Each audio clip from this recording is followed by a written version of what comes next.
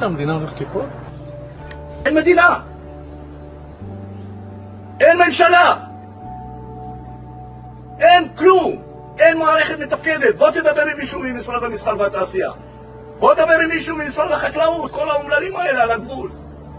בוא תדבר עם... יש מישהו שידבר איתם? אין. רגע, אז אתה לא סיפרת לנו לסוף הסיפור. אז אתם קונים את הדירה? את הבתים ביוון? הולכים לראות, מה לעשות? תעודת ביטוח ליום סגריר. אני מדוכא. ואני אגיד לך משהו בן, אני לוקח כדור ציפרמיל, כל בוקר. כן. דיברת על הציונות ועל התחושה שאף פעם לא עבר לכם בראש לקנות דירות ביוון. ואני אומר, מה אנחנו עושים כמדינה כדי שנסתכל עוד 30 שנה ונגיד, אבל יצאנו מזה מחוזקים. שלא נפגוש פה את הנכדים שלך עם טרולי.